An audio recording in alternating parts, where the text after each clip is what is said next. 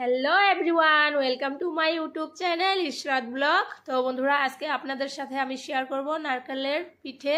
তো বন্ধুরা, দেখতে পাচ্ছেন এই নারকেলগুলো আমি কেটে নিয়েছি এবং সেগুলো আমি গ্রাইন্ডার মেশিনে দিয়ে দিয়েছি।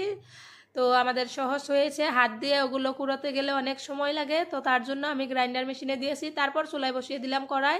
তো বন্ধুরা দেখতে পাচ্ছেন, তারপর ওখানে আমি অল্প পরিমাণ চিনি দিয়ে তো এগুলো আমি ভেজে নিচ্ছি খুব সুন্দর করে।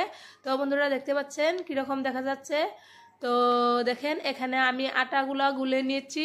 তো এগুলো আমরা চালের গুঁড়ো করি নে, দোকান থেকে আটা কিনে নিয়েছি, তো সেগুলো দিয়ে বানিয়েছি। তো বন্ধুরা দেখতে পাচ্ছেন আমি এগুলো সুন্দর করে শেপ দিচ্ছি। তো এভাবে আগে বানিয়ে নিচ্ছি যাতে আমাদের পিঠে বানাতে তো সাহায্য হয়, তো অনেক তাড়াতাড়ি হয়। তো সেই জন্য আমি সবগুলো শেপ দিয়ে নিচ্ছি।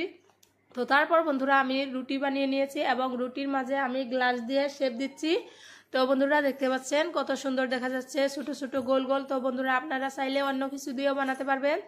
তো বন্ধুরা ভিডিওটা স্কিপ না করে সুন্দর করে দেখতে থাকেন এবং ভিডিওটা ভালো লাগলে কমেন্ট করে জানাবেন। তো বন্ধুরা দেখতে পাচ্ছেন এখানে আমরা মেশিন কিনে নিয়েছি, তো সেখানে আবার সেই ছোটো ছোটো রুটিগুলো দিয়ে দিচ্ছি এবং নারকেল ভাজাগুলো দিয়ে দিচ্ছি।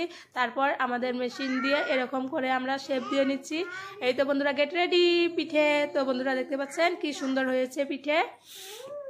তো এগুলো এখন ভেজে নিব। তো অনেক তাড়াতাড়ি আমাদের পিঠে বানানো হয়ে গেছে।